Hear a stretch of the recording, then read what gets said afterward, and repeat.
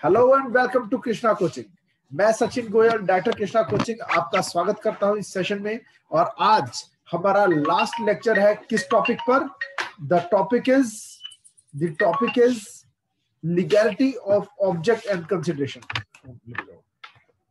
Legality of object and consideration का आज हमारा ये लास्ट सेशन है। ठीक है, हम कर रहे हैं section 23 of Indian contract act, जो किस टॉपिक के बारे में है? टॉपिक है legality of object and consideration. Okay, तो सेक्शन 23 का एनालिसिस एक बार फिर से रिपीट करना चाहूंगा मैं। आपके सामने है सेक्शन 23। आई होप देख पा रहे हैं, आप देख पा रहे हैं? ये देखिए क्या लिखा हुआ है। Section 23 talks about all those situations where either consideration or object is unlawful, और उसमें 6 कैटेगरीज बना रखी हैं, और वो कैटेगरीज कौन कौन सी हैं?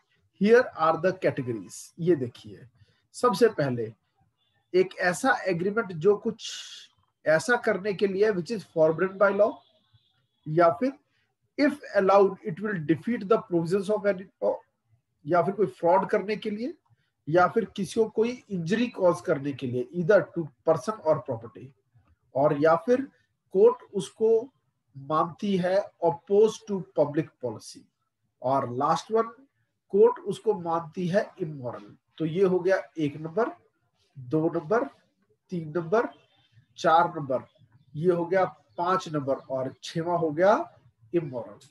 कोर्ट उसको इमोरल मानती है। आज हम इमोरलिटी के टॉपिक को डिस्कस करेंगे। ये मैं आपको टेबल पहले भी दिखा रहा हूं कि these are the 6 situations where object or consideration may be treated unlawful. So आज हम क्या करने जा रहे हैं? इमोरलिटी और एक अपोज्ड पब्लिक पॉलिसी इमोरलिटी क्या चीज है? इमोरलिटी क्या है? सिर्फ लॉ की नजरों में केवल सेक्सुअल इमोरलिटी इज इमोरलिटी, क्योंकि इमोरलिटी वैसे एक बहुत बड़ा हेड है, ठीक है जी। लेकिन लॉ की नजरों में सेक्शन 23 के कॉन्टेक्स्ट में अगर हम बात करें, जो कि एक एग्रीमेंट को वॉइड बना देगा, ठीक है, तो दैट इज सेक्सुअल इमोरलिटी। फिर उसकी अगली चीज आती है अपोज टू पब्लिक पॉलिसी। ये क्या चीज है? जस्टिस सुब्बा राव ने एक बार एक जजमेंट में एक बहुत अच्छी बात लिखी, और वो क्या लिखा कि ये जो हेड बनाया गया है ये क्या है?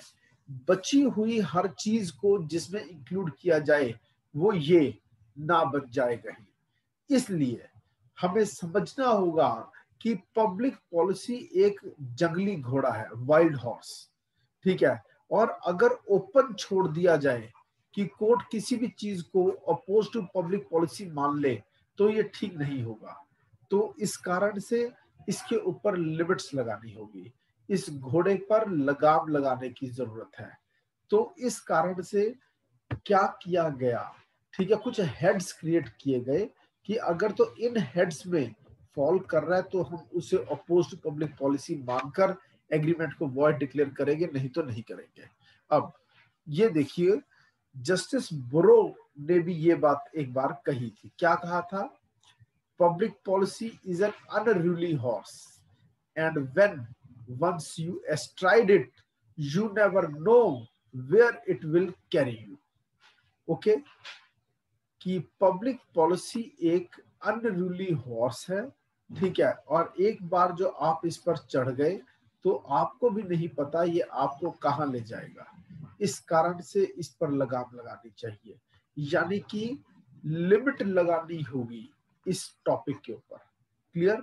ये सिविल सर्विसेज में भी एग्जाम में क्वेश्चन आया हुआ है, आईएएस में 2000 में इन लॉ ऑप्शनल, ठीक है जी। तो public policy is a principle of judicial interpretation, ठीक है, which is founded on the current needs of the community at a stated time. Justice Subba Ram, according to Justice Subba Rao, it is an elusive concept. मैंने बताया था, justice बोरो और justice Subba Rao ने इसके ऊपर अपनी कुछ टिप्पणियां दी है। It has been described as an untrustworthy guide. It is a variable quality. और it is something which is uncertain. तो टोटल 6, जी हाँ 6 हेड्स दिए गए या 6 एस्पेक्ट्स दिए गए पब्लिक पॉलिसी के। Clear? Though the heads are not close, ये हेड्स ऐसा नहीं है क्लोज है इसके बाद कुछ और इसमें आ नहीं सकता, लेकिन though theoretically it may be permissible to evolve new head under exceptional circumstances of changing world. समाज बदल रहा है तो पब्लिक पॉलिसी में नए नए हेड्स पैदा हो सकते हैं थ्योरेटिकली स्पीकिंग, लेकिन सलाह इसी की दी जाती है, यही एडवाइजेबल है कि in the interest of stability of society, ठीक है, हम इसको ऊपर ना छोड़े, ठीक है, not to make any attempt to discover new heads, और केवल ये 6 हेड्स तक ही लिमिट करके रखना चाहिए पब्लिक पॉलिसी को। अब वो क्या है? पहला हेड है trading with an enemy alien. मान लो कि इंडिया और चाइना की जंग शुरू हो जाती है। जब तक तो जंग शुरू नहीं हुई है तब तक हर चाइनीज जो इंडिया में रह रहा है, चाहे रिलेशंस स्ट्रेंड है इंडिया और चाइना में, ऐसे ही है इंडिया एंड पाकिस्तान, सदा से इंडिया और पाकिस्तान के रिलेशन स्ट्रेंड रहे हैं।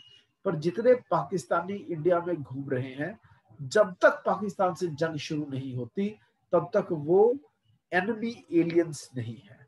वो एलियंस तो है, वो किसी दूसरी कंट्री के सिटीजन्स हैं इसलिए एलियंस हैं, पर वो एनिमी एलियंस नहीं है। वो एनिमी एलियंस कब बनेंगे? जब वार शुरू हो जाएगी। समझ में आया? तो और आगे चलते हैं।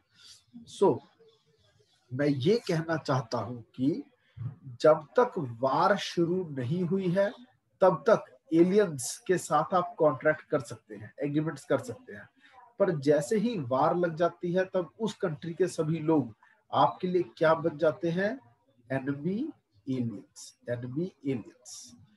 फिर अगर इंडियन गवर्नमेंट ने, इंडिया के प्रेसिडेंट ने, क्योंकि प्रेसिडेंट ही डिक्लेयर कर सकता है वार, अगर इंडिया के प्रेसिडेंट ने डिक्लेयर कर दिया we are at war with China, उसके बाद अगर किसी एग्रीमेंट में आप एंटर होते हो तो ये माना जाएगा that you are trading with an enemy alien during the war. और फिर ये भी ध्यान रहे, दो बातें इसमें, वार शुरू हो जाने के बाद एनिमी एलियन से अगर आप कोई एग्रीमेंट करते हो तो वो वॉइड होता है, लेकिन अगर वार शुरू होने से पहले ही, उससे पहले ही अगर एग्रीमेंट हो चुका है तो वो एग्रीमेंट वॉइड नहीं होगा, वो एग्रीमेंट सस्पेंड हो जाएगा। पर अगर वो टाइम बाउंड था तब क्या होगा? तब वो खत्म हो जाएगा, वॉइड ही हो जाएगा। क्लियर?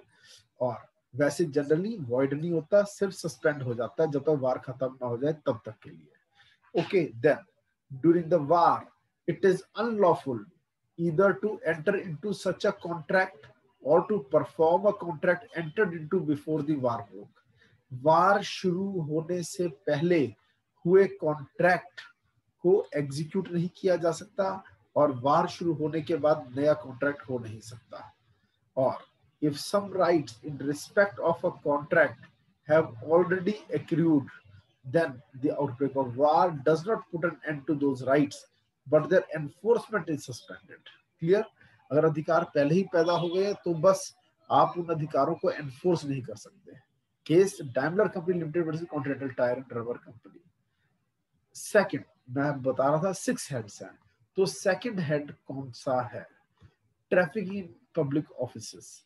सरकारी नौकरी करने वाले इंसान, ठीक है, उसको इंड्यूस करना अपनी पावर यूज करने के लिए, ठीक है, ब्राइब के साथ या फिर किसी और इलीगल ग्रेटिफिकेशन के साथ।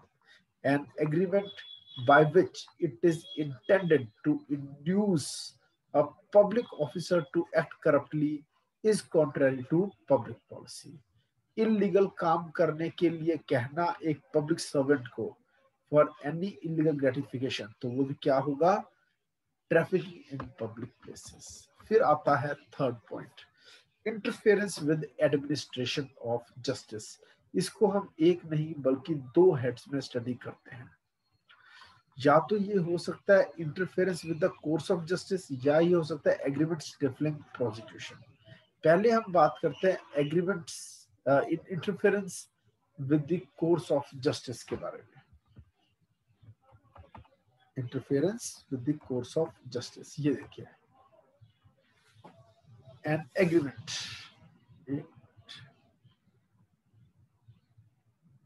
an agreement to delay the execution of a decree and a promise to give money to give false evidence। झूठी गवाही देने का अगर कॉन्ट्रैक्ट हुआ, ए और बीच में केस चल रहा है, ए ने एक्स को झूठा गवाह बनाकर पेश करने की बात की और 1 लाख रुपए ए देगा एक्स को ताकि एक्स कोर्ट में जाकर गवाही दे बी के खिलाफ, ए की फेवर में। रिश्वत क्या ले रहा है एक्स? 1 लाख। अब ये कॉन्ट्रैक्ट क्या हो गया? Void. An agreement to delay the execution of a decree, एक डिक्री की एग्जीक्यूशन की डिले का agreement, and a promise to give money to give false evidence, ये सब वॉइड है। हम चाहते हैं जो डिक्री आए साथ साथ वो एग्जीक्यूट हो जानी चाहिए। फिर an agreement to perform puja to secure success to the defendant in a litigation was held void. ठीक है, पूजा करके केस जिता दूंगा, अगर ऐसा कोई कॉन्ट्रैक्ट हुआ है तो वो भी वॉइड है। ठीक है, सली भगवान दास शास्त्री वर्सेस राजा राम केस था इलाहाबाद हाई कोर्ट का, ठीक है, जिसमें ये कहा गया था। और मगर इससे थोड़ा हटके एक जजमेंट आई, एक कॉन्ट्रेरी व्यू लिया, किसने? मद्रास हाई कोर्ट ने। केस का नाम था बाल सुंदर मुदलियार वर्सेस मोहम्मद उस्मान। उसमें क्या था? एक प्रॉमिस किया गया, प्रॉमिस ऑफ रिवार्ड था, was made by Muslim litigant to a Hindu devotee in consideration of offering prayers for the success of his suit, कि आप मेरे लिए प्रे करो, मुझे जिताओ, मैं आपको इतने रुपए दूंगा। इसको कोर्ट ने वैलिड ठहराया था। तो डिफरेंट हाई कोर्ट्स के डिफरेंट व्यू पॉइंट्स आए हैं। ठीक है, एक तरफ अगर हमारे सामने है वो हाई कोर्ट जिसने कहा ये वॉइड है, इलाहाबाद हाई कोर्ट, तो दूसरी तरफ है वो हाई कोर्ट जिसने कहा ये वैलिड है, यानी Madras high court. Allahabad high court के उलट फैसला दिया मद्रास हाई कोर्ट ने। तो facts and circumstances of the case से पता चलेगा कि ये वैलिड है या नहीं है। Okay, then agreements stifling prosecution। okay, you shall not make a trade of felony। बड़े क्राइम्स में आप खरीद बेच नहीं कर सकते। ठीक है, in India law allows compromise agreements in respect of compoundable offenses only। और compoundable offenses के बारे में हमें कहां से पता चलता है? Section 320। But compromise in case of non compoundable offence is not allowed. जो छोटे ऑफेंस हैं वो क्रिमिनल प्रोसीजर कोड के सेक्शन 320 में दिया हुआ है कंपाउंडेबल, यानी कॉम्प्रोमाइज, कहाँ कहाँ कॉम्प्रोमाइज अलाउड है। ठीक है, और जहां एग्रीमेंट के द्वारा कॉम्प्रोमाइज हो रहा है वो वैलिड है, पर जहां पर नॉन कंपाउंडेबल ऑफेंस है, यानी बड़ा ऑफेंस जैसे मर्डर हो गया, रेप हो गया, तो वहां पर कंपाउंडिंग अलाउड नहीं है। Then P Shivram versus T A John 1975 Kerala के केस में क्या हुआ? A has a choice to bring a civil or criminal action against B. A B के खिलाफ सिविल या क्रिमिनल एक्शन कर सकता है और वो एक प्रॉमिसरी नोट एक्सेप्ट कर लेता है बी से, ठीक है, ताकि उसका क्लेम सेटिस्फाई हो जाए, और फिर केस करने का आइडिया भी छोड़ देता है। केरला हाई कोर्ट ने कहा this there is no stifling of prosecution and the promote is valid. और an agreement not to appear as a witness word होता है कि एक इंसान ने प्रोसिक्यूशन विटनेस को खरीदने का एग्रीमेंट कर लिया, उसने कहा मैं कोर्ट में जाके नहीं बताऊंगा कि मैंने तुम्हें मर्डर करते देखा है, ये एग्रीमेंट वॉइड है। ओके, क्योंकि कोर्ट को खास करके कॉग्निटिव ऑफेंसेस की इंफॉर्मेशन देना हर किसी का क्या है, जिम्मा है। कोर्ट को नहीं, पुलिस को देना पड़ेगा। क्लियर? देन कोर्ट में हर चीज सच बताना हर इंसान का जिम्मा है, ड्यूटी है। That is marriage brokerage contracts. Marriage brokerage contracts are not per se void. ये पर से वॉइड नहीं होते, यानी ऑटोमेटिकली नहीं होते, ये भी facts and circumstances of the case पर डिपेंड करेगा। अगर एक मैरिज ब्रोकर ने आपकी शादी करवाने का वादा किया पर नहीं कराई तो ये कोई ऑफेंस नहीं है। देन अगर पैसे ले लिए एक मैरिज ब्रोकर ने मगर आपका रिश्ता करवाने के लिए उसने कुछ भी अच्छे स्टेप्स नहीं लिए तो ये क्या है, एग्रीमेंट क्या हो जाएगा, वॉइड। आप पैसे वापस ले सकते हैं उससे। लेकिन अगर एक मैरिज ब्रोकर ने आपकी शादी करवाने के लिए आपसे पैसे लिए और फिर कोशिश की है आपकी शादी करवाने की, कई लड़कियों से आपको मिलवाया भी है पर किसी लड़की ने आपको पसंद नहीं किया, तो ये क्या हो रहा है, उसने अपना काम कर दिया, अभी एग्रीमेंट वैलिड है, आप पैसे वापस नहीं ले सकते। An agreement to procure the marriage of a person in consideration of a sum of money is called marriage brokerage contract. पैसे लेकर शादी कराना। अब एग्रीमेंट टू पे डॉरी तो ऑफ कोर्स वॉइड है, लेकिन अगर एक बार डॉरी पे कर दी है in consider for marriage and the marriage is performed तो डॉरी को वापस रिकवर नहीं कर सकते। समझाता हूँ, एक हस्बैंड है, उसकी शादी होगी और घर आ गई उसकी वाइफ है, एक फादर था, फादर ने 10 लाख रुपए का दहेज दिया था इस लड़के को, तो डॉरी तो अलाउड ही नहीं है, तो क्या शादी हो जाने के बाद ये हस्बैंड ये 10 लाख रुपया, ठीक है, जो पा चुका है, क्या उसे फादर के केस करने पर ये पैसे वापस करने पड़ेंगे? आंसर इज नो, नहीं करने पड़ेंगे। देन एक केस हुआ हरमैन वर्सेस चार्ल्सवर्थ 1905। इसमें क्या हुआ, एडवांस पैसे दिए गए किसको, डिफेंडेंट को, मैरिज ब्रोकर को, कि वो शादी कराए, मगर ये मैरिज ब्रोकर जो कि डिफेंडेंट है इस केस में, ही फेल्ड और उसने शादी नहीं करवाई, उसने जरूरी जो था शादी करवाने के लिए वो भी नहीं किया, तो जो मनी दे रखी है उसको रिकवर बैक किया जा सकता है, लेकिन अगर मैरिज करवा दी गई है तो पैसे वापस नहीं लिए जा सकते। Okay, then agreements creating an, ये एन होगा, agreements creating an interest opposed to duty, interest opposed to duty, जहां पर आपने, ठीक है, जहां पर आपने अपनी ड्यूटी के खिलाफ ही कोई एग्रीमेंट पैदा कर दिया, an agreement creating an interest, जैसे कि an agreement to reward parents for giving their children in marriage, ये तो बच्चे को बेचने का एग्रीमेंट हो गया, तो ये वॉइड है। An agreement to bribe officials for doing favors to a party, तो ये भी void है। फिर an agreement by a newspaper proprietor not to comment upon the conduct of a particular person, X एक न्यूज़पेपर का मालिक है और उसको पता चलता है Z जो है वो एक बिजनेसमैन है, पर उसकी लाइफ के कई ऐसे एस्पेक्ट्स हैं जो वो नहीं चाहता जनता को पता लगे, X को पता लग जाता है। एक्स कहता है एक शर्त पर मैं तुम्हारी असलियत लोगों को नहीं बताऊंगा अगर तुम मुझे 10 लाख रुपए दोगे, क्लियर। और फिर क्या हुआ, ठीक है, upon the conduct an agreement by newspaper not to comment upon the conduct of a particular person, अब उसने एग्रीमेंट किया न्यूज़पेपर मालिक ने कि अब तुम्हारे कंडक्ट के बारे में हमारे अखबार में कुछ नहीं छपेगा और तुम 10 लाख दोगे, समझ में आया। और फिर वो कहता मैं 1 साल देखूंगा छापा या नहीं छापा, फिर पैसे दूंगा, 1 साल तो कुछ नहीं छापा, अब क्या 10 लाख रुपए रिकवर कर सकता है एक्स? आंसर इज नो, क्योंकि अखबार वालों की ड्यूटी बनती है हर सच को दुनिया तक लेके जाना, तो अपनी ड्यूटी के खिलाफ ही उसने एक कॉन्ट्रैक्ट किया, तो वो वॉइड है। ये क्या हो, उसे एक क्रिएट कर लिया एक interest oppose to his duty, तो ये वॉइड है। फिर or oppose to public policy and thus void because such agreement tend to conflict of interest with the duty. अगला है आता है मेंटेनेंस एंड चेपटी। मेंटेनेंस क्या होता है, किसी पार्टी को हेल्प करना सिविल प्रोसीडिंग्स में, एक केस में, ठीक है, कैसे, उसको पैसे वाली हेल्प करके या बाकी और मदद करके बिना किसी लॉफुल जस्टिफिकेशन, आप उस केस से कोई नहीं लेना देना, मगर फिर भी आप कर रहे हो ताकि अगर वो जीत गया तो बदले में फिर कुछ जीत के आपको पैसे देगा। फिर ये क्राइम भी है और ये टॉट भी है। चैम्पर्टी क्या है? मेंटेन करना, in which the person assisting in proceeding is to receive a share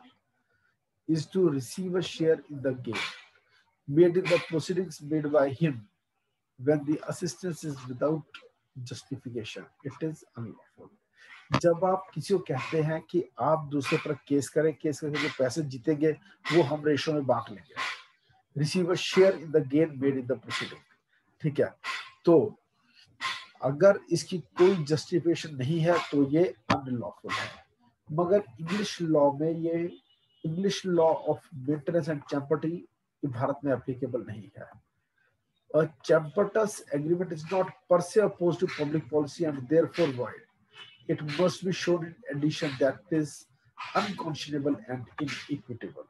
केवल चैम्पर्टस होना काफी नहीं है एक एग्रीमेंट को वॉइड डिक्लेयर करने के लिए, साथ के साथ वो एग्रीमेंट अनकॉन्शनेबल और इनइक्विटेबल भी होना चाहिए, यानी नाजायज भी होना चाहिए। लेकिन किस रेशो में पैसे बांटना अलाउड है? जहां पर 3/6 यानी कि 1/2 हो गया काटने के बाद, जहां पर 3/6, 1/4 या 1/8 को कोर्ट ने अपहेल्ड किया है, वही 1/6 ऑफ द प्रॉपर्टी और 40% शेयर को चैम्पर्टस मानते हुए वॉइड माना है भारत सरकार ने। Clear? Okay. Consideration, if a part of the consideration or object which is unlawful can be separated from the other lawful part, the court will enforce only the lawful part। अगर एक agreement में दो हिस्से हैं, एक lawful एक unlawful, और जो लॉफुल है उसको बड़े आराम से इंडिपेंडेंटली इंप्लीमेंट किया जा सकता है तो उसे इंप्लीमेंट कर दिया जाएगा, क्योंकि अनलॉफुल हिस्सा साथ में जुड़ा है इसलिए उसको भी अनलॉफुल डिक्लेयर नहीं किया जाएगा।